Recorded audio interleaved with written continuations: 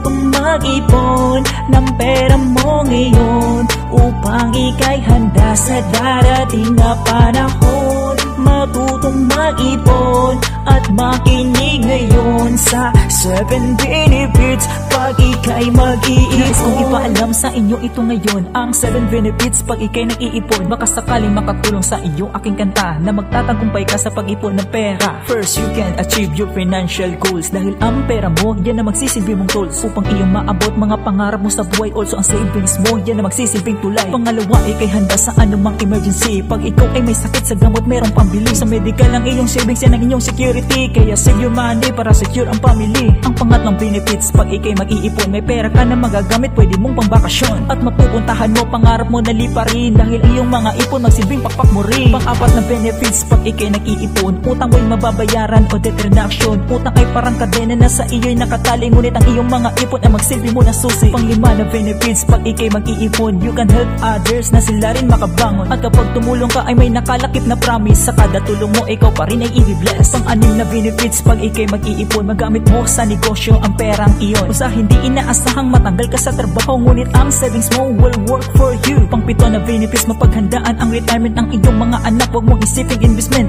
Ngayon pa lang sana mag-ipon ka na ng pera upang ang 7 benefits ay matanggap mo pa.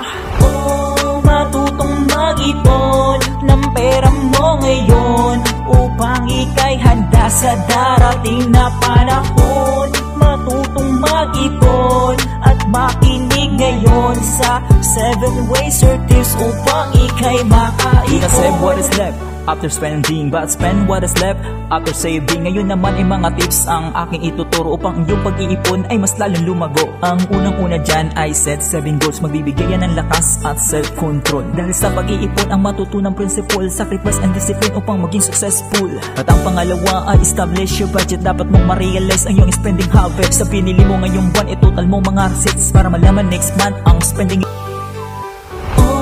Matutong mag-ipon ng pera mo ngayon upang ika'y handa sa darating na panahon. Matutong mag-ipon at makinig ngayon sa 7 benefits pag ika'y mag-iipon. Nais kong ipaalam sa inyo ito ngayon, ang 7 benefits pag ika'y nag-iipon. Baka sakaling makatulong sa iyo aking kanta na magtatagumpay ka sa pag-ipon ng pera. First, you can achieve your financial goals dahil ang pera mo, yan na magsisilbi mong tools upang iyong maabot mga pangarap mo sa buhay. Also, ang savings mo, yan na magsisilbing tulay. Pangalawa, ika'y handa sa anumang emergency. Pag ikaw ay may sakit sa gamot, merong pambili. Sa medical